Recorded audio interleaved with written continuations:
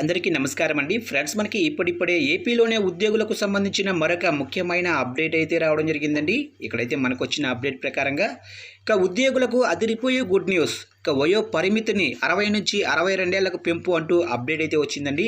అయితే ఇందుకు సంబంధించిన పూర్తి వివరాలు అయితే మన వీడియోలో తెలుసుకుందామండి.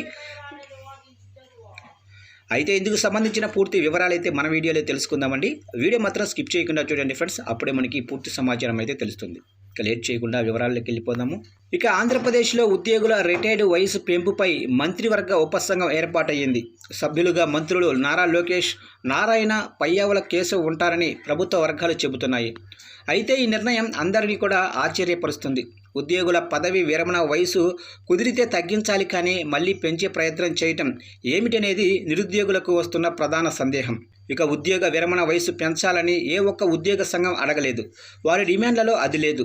మరి ఎందుకు ఈ ఆలోచన చేస్తున్నారో ప్రభుత్వానికి తెలియాలి. గత ప్రభుత్వం ఆంధ్రప్రదేశ్లో ప్రభుత్వ ఉద్యోగుల రిటైర్మెంట్ వయసును 60 నుంచి 62 సంవత్సరాలకు పెంచింది.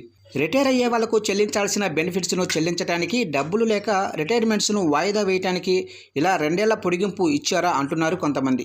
ఇప్పుడు చాలామంది రిటైర్ అవుతున్నారు. వారందరికీ కూడా బెనిఫిట్స్ ఇచ్చి రిటైర్మెంట్ ఇచ్చేసి కొత్తగా ఉద్యోగ నోటిఫికేషన్లో వస్తే యువతకు కూడా ఉత్సాహంగా ఉంటుంది. సర్వీసులో చివరికి వచ్చిన వారికి పెద్ద ఎత్తున జీతభత్యాలు చెల్లించాలి.